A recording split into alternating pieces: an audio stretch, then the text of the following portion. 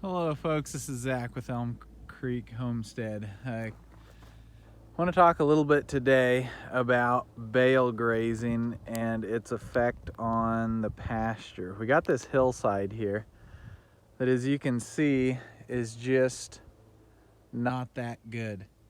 There's cedars coming up and brambles, and there's just, this is the 24th of April. We are pretty dry here, but there is not much grass at all. Just not much eating here at all, and we should be starting to graze here anytime. But off to my left here, I unrolled some hay, and I actually, the way it came off the bale, it was plenty deep, really deep, and I figured it might actually have a dead spot in the pasture. So I wasn't sure about it, and the cows didn't, I had to move them off of here, I think a day early, for I forget the exact reason, but I moved them off so I didn't force them to clean it up. But here's what happened. Right there's a spot, you can still see some of the hay, but look at the grass that's coming up in this.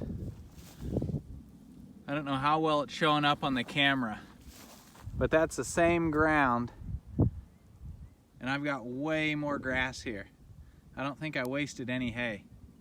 I just wish I would have had way more hay here to cover this whole hillside. I would have had way better pasture this year. So if you're worried about wasting hay as you're rolling it out, and it just doesn't go to waste, anything they don't eat, and it goes clear up the hill here. It's just amazing how you can see exactly where that laid, and the grass is actually coming up like crazy through there. So goes on up here. Just amazing what unrolling that hay does. And I'm really not too concerned about getting it too thick. And if you dig down through this stuff and flip any cow pies, there's earthworm castings.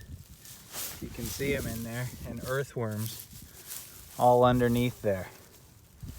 So we're slowly getting more earthworms in here and earthworm castings.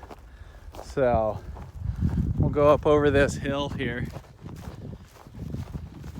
because I unrolled quite a bit on this whole hillside here, and it's just looking incredible.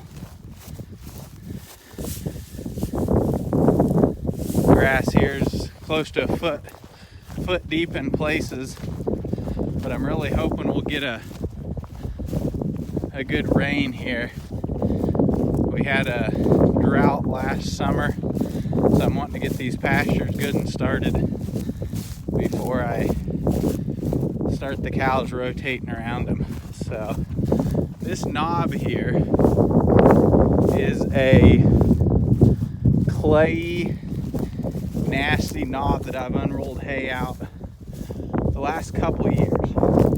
Right here's what it all looks like. The whole knob used to look like that. Just nothing.